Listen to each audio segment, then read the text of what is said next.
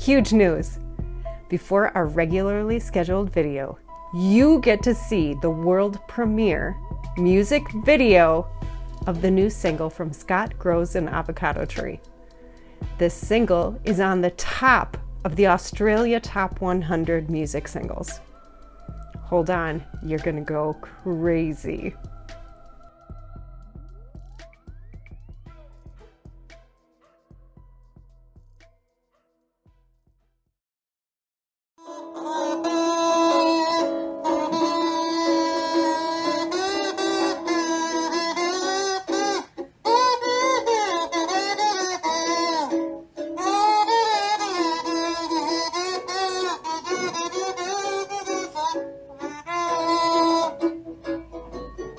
This is a song about our friend Reb.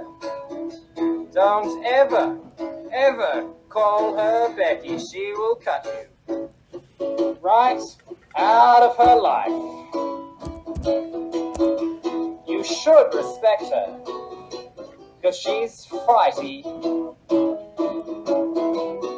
But she's also one of the kindest people you'll ever meet.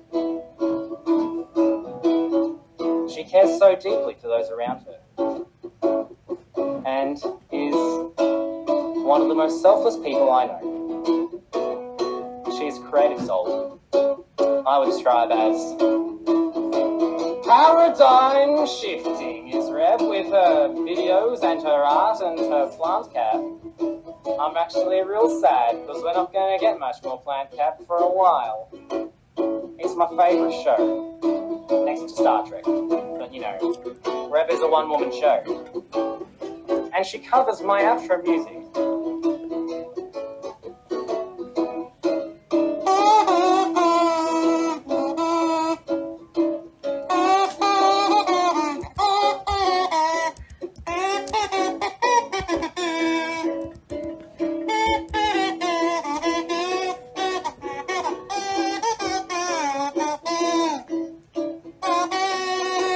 She takes down felons as her day job and does not get paid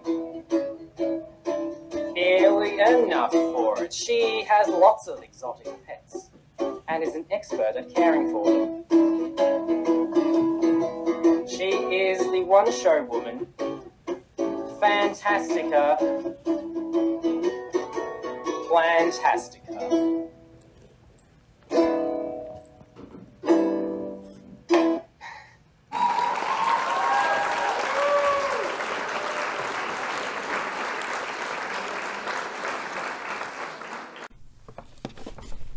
Hey, hey, Reb here.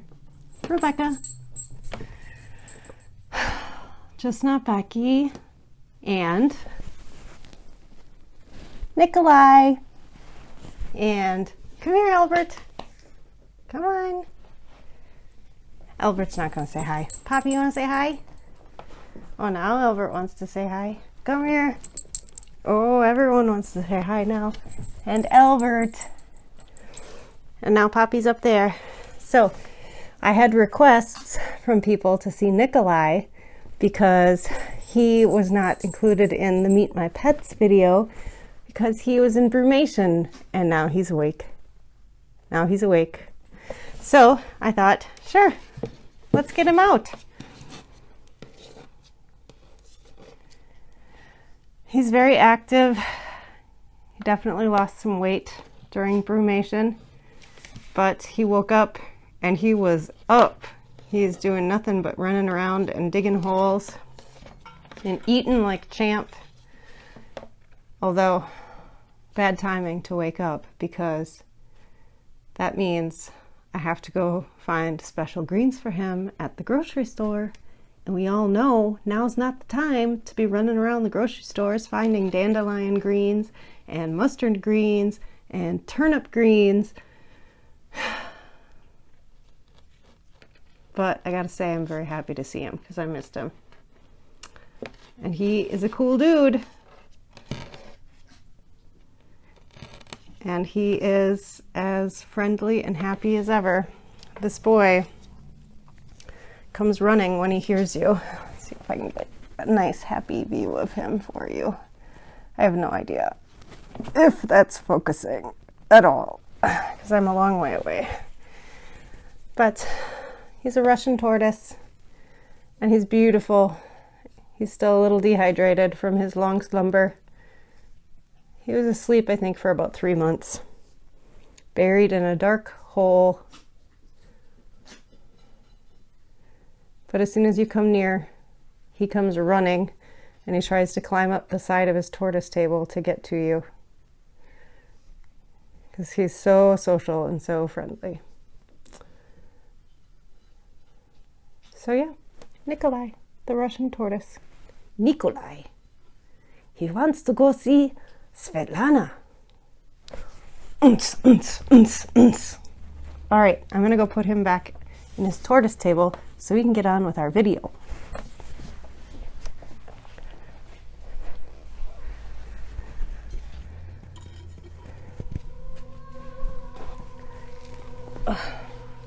Oh, I'm sore. All right, so new location. I think that sounded like new location, but it was supposed to say new location for filming today. I thought we'd mix it up. So I finally have a day off. Actually, I finally have a weekend off. I've worked the last 3, and you know I've been working a lot. So I have some plant maintenance to do, and I thought that I would work on it while I talk to you about some stuff. Something I promised to talk to you about a very long time ago, and I've never done it.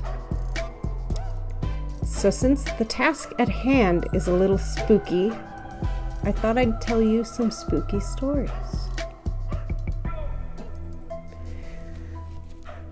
So I have found mealie bugs on 2 of my plants.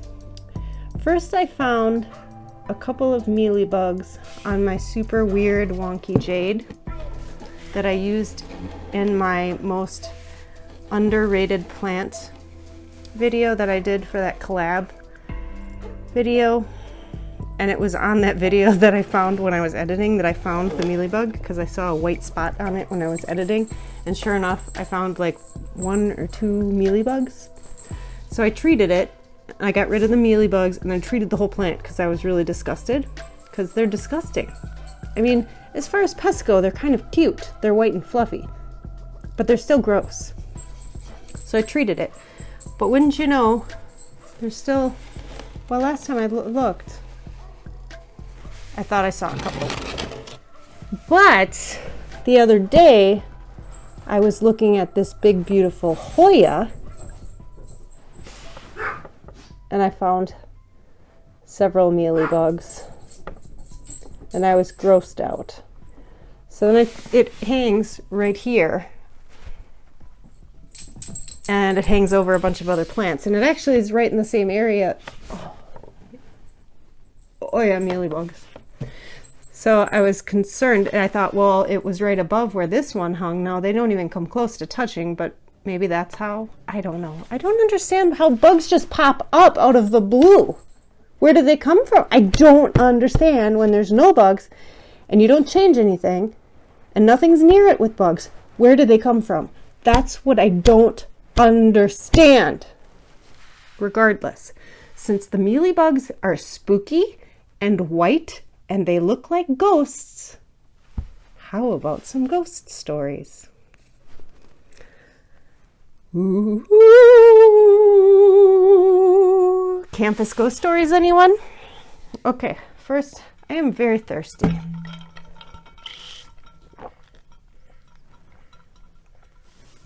Look. It's a big old mealie bug. Just kidding, it's perlite. Okay, so what do I do for mealie bugs? Same as everybody. Rubbing alcohol.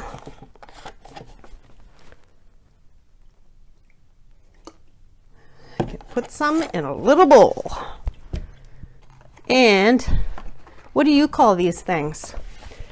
So my ex and I had an ongoing feud. Now, it wasn't a healthy relationship, mind you. So feuds happened over very strange things. We had an ongoing feud about what these were called. I called them Q-tips. Because, you know, there are certain products that you call kind of by the main brand name, whether they're generic or not, right? Q-tips, Kleenex, things like that, okay? Well, no. My ex firmly believed that they were not Q-tips because they were not all Q-tips. They were called cotton swabs. Well, I detested the word swabs, so I couldn't call them cotton swabs. They were just called Q-tips. So we finally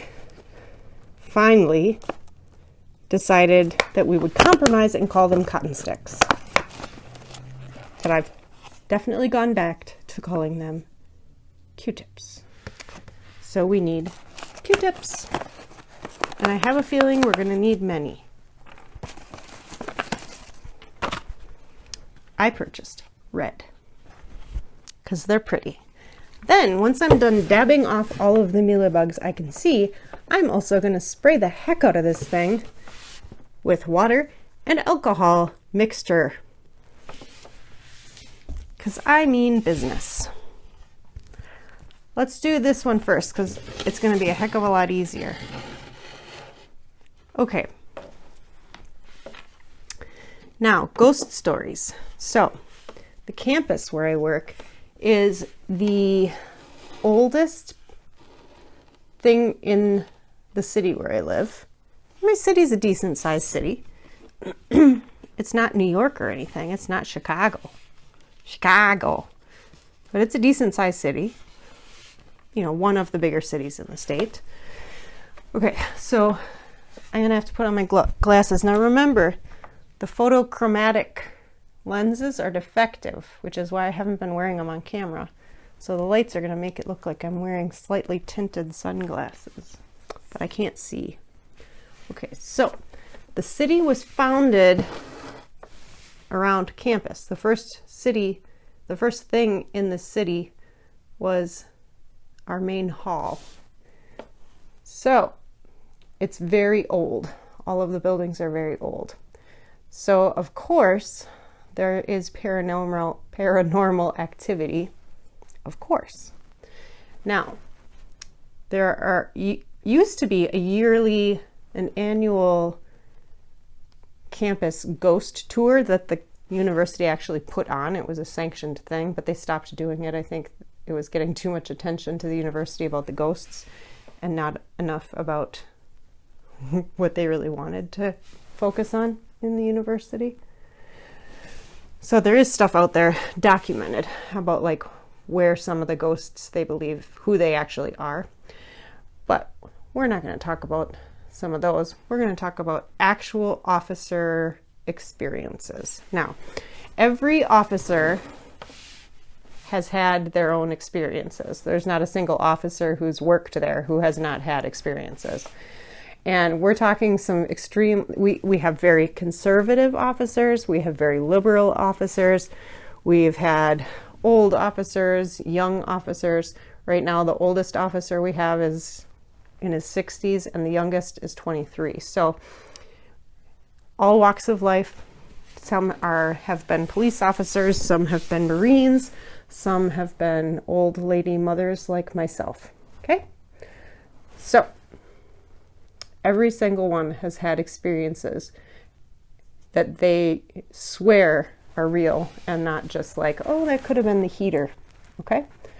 So let's just talk about my experiences first. So while I was still in training and I still always had a partner, I was with my supervisor, who is now the assistant director of campus safety.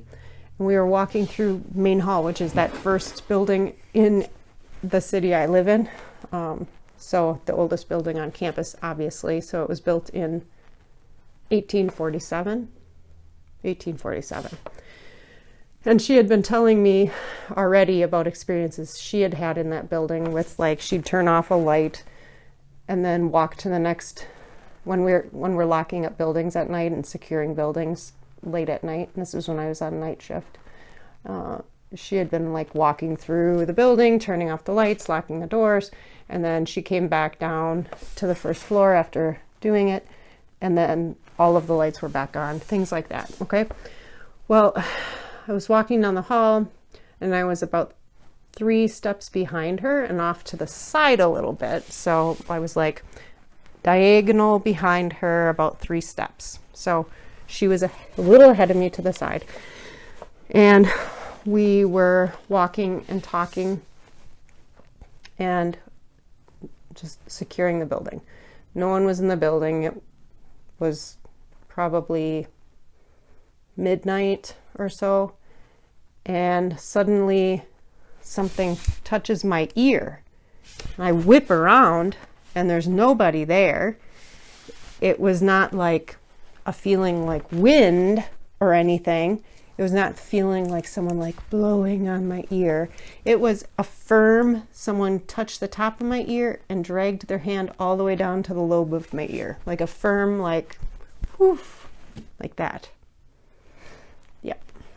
Couldn't have been her. She was ahead of me.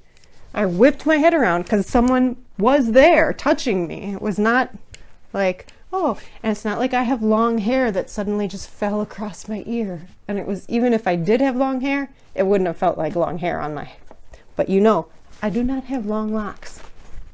Look, none of it's brushing on my ear. Okay, so that was one.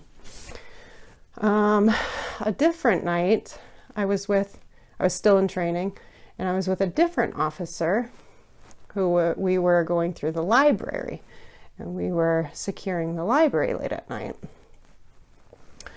And he and I were on, I think, the 3rd floor doing a walkthrough to make sure no one was left in there. And then we have to lock all of the different doors for different rooms in there and make sure no one's like in the bathrooms, no one's hiding out in there ready to, you know, like wait for everyone to leave and then sleep in the library or steal anything like that. Oh, there's a couple mealies. Damn little mealies. Oh, maybe they're not mealies. Maybe they're roots. Huh? Okay, so we're walking through, and then we see, and he's locking a door to like a big fancy conference room, and I'm standing just to the side of him, and all of a sudden, behind us, well, like to the side of us, because we're standing sideways, you know, we're in the stacks. So, you know, in a big old college library, the stacks of books, they're like super long bookshelves, right? That go for, you know, the length of the library. It's not like those things are moving, and they're loaded with books. He's locking that door, and he turns, and we're both standing there, and maybe 2 feet away from the stacks, the bookshelves, and then like the door is on the other side. So it's a good wide enough area for a hallway to get through, but it's not super wide. So we're like 2 feet away from the books, about 2 feet away from the door. We're just standing there ready to keep walking again.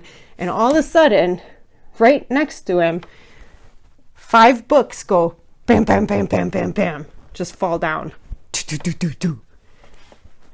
Like someone pushed dominoes. There'd been no one in the library for hours.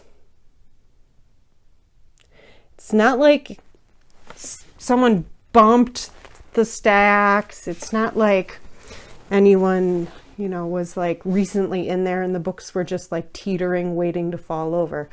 Nope. 5 books just suddenly went dunk, dunk, dunk, dunk, dunk. We both saw it. Both of us saw it. And both of us like, oh my gosh. So we take off. So then we go up to the next floor to walk the next floor. And we see, we got the cocoa. I caught the cocoa. I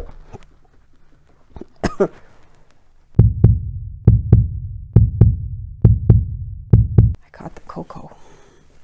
Okay, so we go up to the next floor to walk the floor. And we see that there's a bunch of books and jackets and stuff up there at a table. So like we figure maybe there's students in the building or whatever, and like, oh, well, someone left their stuff there or something. But then just moments, we keep locking the building and walking and see if we can find anybody in there.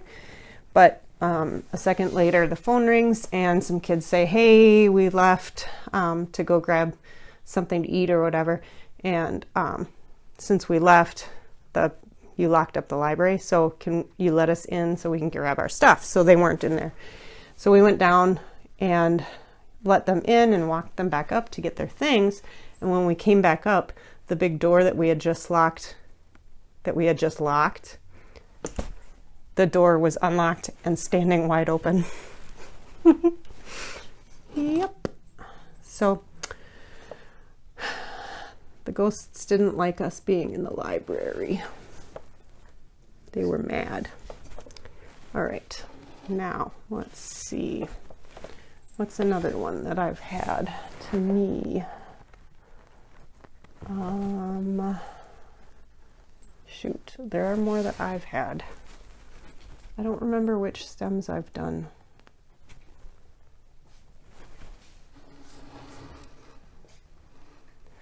Okay, let's see. Here's one. Okay, so another night, again, this time was one where I was working nights and I had a partner. For some reason, I had a partner that night. And we were walking through, the campus has some small houses too that have been turned into, like old houses in town that were turned into like administrative buildings, offices and stuff. And so there's this one that has been turned into kind of like a religious center. It's not any one religion, but it's kind of a hub for a spiritual center. So like kids can go there and hang out and of any faith, but have like kind of a safe space. But also in that building there is a food pantry for anyone who's affiliated with the campus or not. So in the basement you can go down there and there's food and there's clothing and school supplies, and it's available for anyone. However, someone has to let you down in there. It's locked. So he and I were walking that building to secure it and make sure everyone, everything was fine in it, make sure that nothing fishy was going on in the building, and make sure everything was locked and all of that. And we went down in the basement to make sure things were okay down there. And we had already secured the upstairs. It was all locked. And suddenly we heard this big thunk thunk upstairs. And we both stopped dead in our tracks and looked at each other and just listened. We were both totally freaked out. And then like a few seconds later, the furnace like kicked off. So we thought, both of us said, okay, that must have been like something with the vents or the heating system getting ready to kick off. So there was nothing. It wasn't anything, because that building is notoriously haunted. So we just went about our way and continued on with checking the basement. But now it was totally silent because the heating, the furnace and everything was off. So it was very quiet. So we're like talking and checking the different rooms down in the basement. And suddenly, clear as day, footsteps from one end of the house to the other. Thunk, thunk, thunk, thunk, thunk, thunk, thunk, all the way across.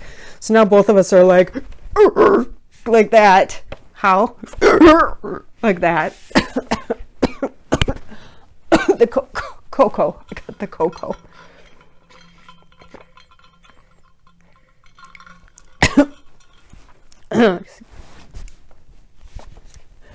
Where you can't get it through the camera. So then we're like, okay, we got to go upstairs and check it out because maybe there's someone up there. But both of us are like, you go. No, you go first. No, you go first. So finally, I pushed him up first, and both of us, all we have are our little flashlights, And So we both creep up the stairs, and we're trying to like hold our keys steady so that they don't jingle. We creep up and go out the door. We searched the entire house, top to bottom. There was not a soul in that building. Not a soul. But those were undoubtedly footsteps. Oh, I ripped off a leaf. Darn it. All right. Well, I don't see any. I don't see any more mealy bugs. In fact, I really didn't see any mealy bugs at all. Let's just mist the heck out of it.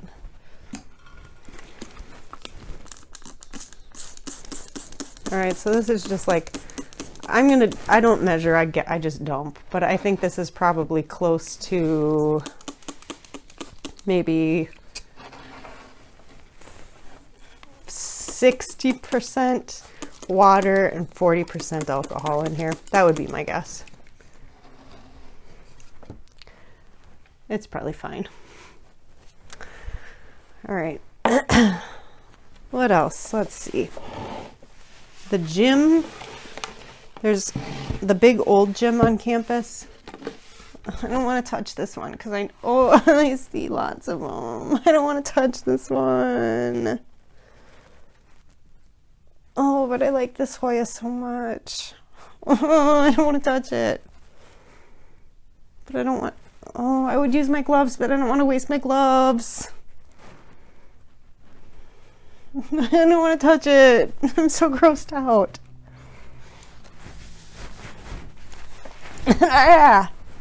Oh, I'm so grossed out. I don't want to touch it. Okay.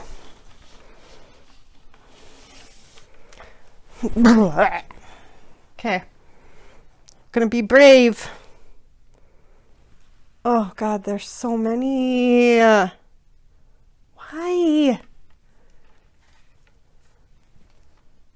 Oh, I'm so grossed out. Oh. How am I gonna get them all?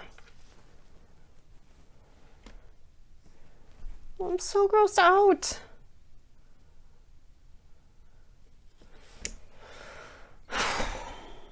Okay. Oh, I'm so grossed out.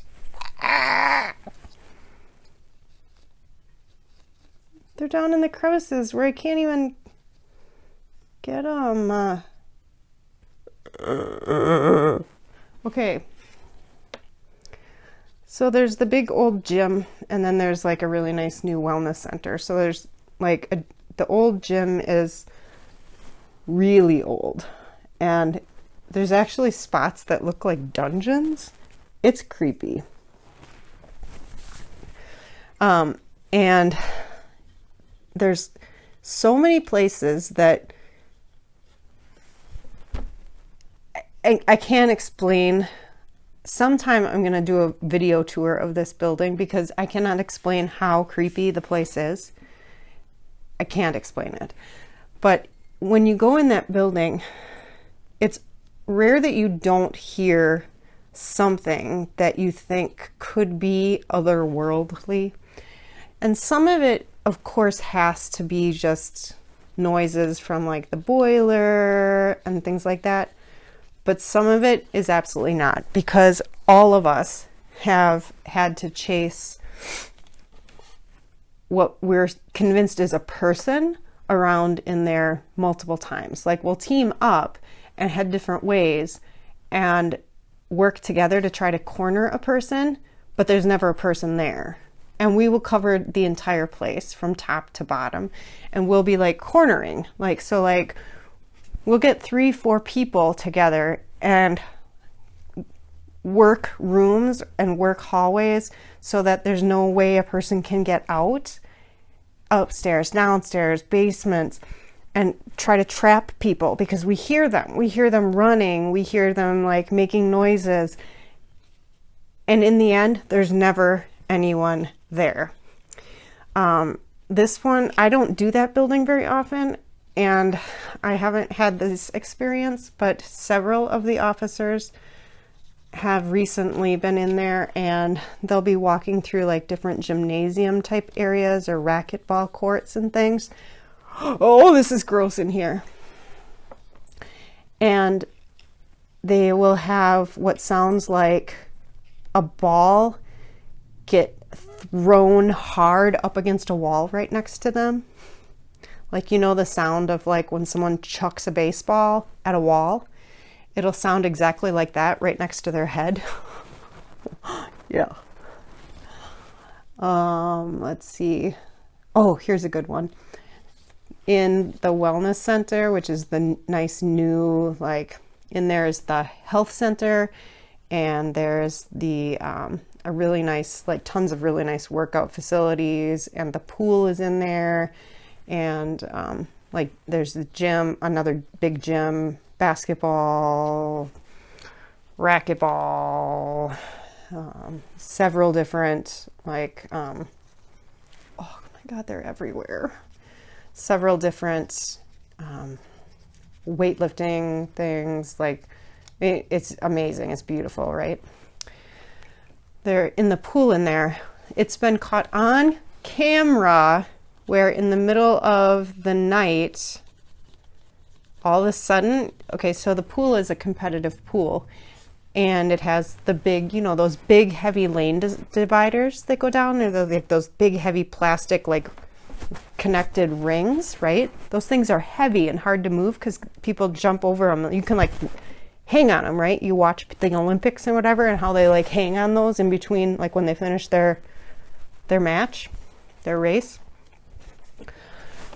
It is on video of one of those things suddenly out of the blue, because the video camera catches the whole pool, so you'd see if someone was in there pulling on it.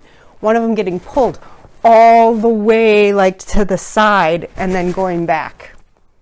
And then you see a ball get thrown in to the pool, and, like, yeah, on camera.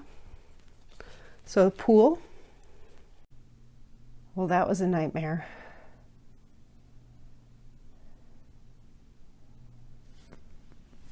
See how big this thing is?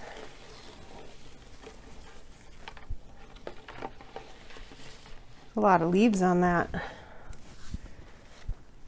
And a lot of disgusting mealy bugs. So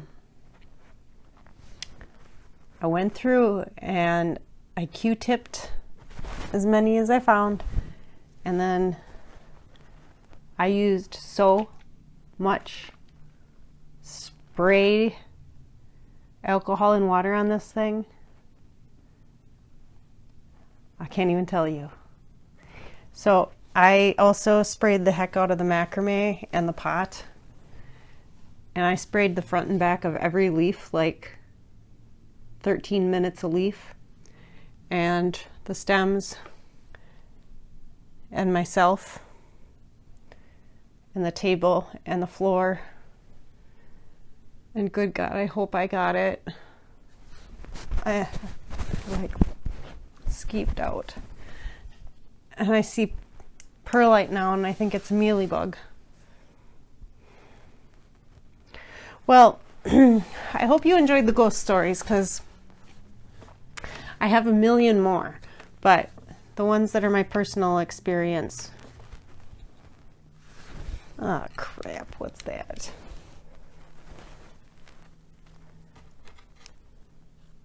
Perlite. See, I'm freaked out every time I see perlite now. Good God. All right. So anyway, I have a million more ghost stories, and I don't know if I did them justice because I was so grossed out by this I couldn't focus. But anyway, I hope that you have a plantastic day. Keep remembering to hold your breath around people and wash your hands and stay safe. I really care a lot about you, and I need to cut my own hair, I think, because on another social platform I got a whole bunch of hate, and people were calling me Karen. Do I look like a Karen? My hair's too long to stand up. Do I look like Karen? Call me an ass, but don't call me Karen. I'd rather be called Becky than Karen. Have a plantastic day. I'm gonna go cut my hair. Albert, do you want to say goodbye? Come on. Come on. Come say goodbye. Are you freaked out by all this? Okay, everyone says goodbye. Call me Karen.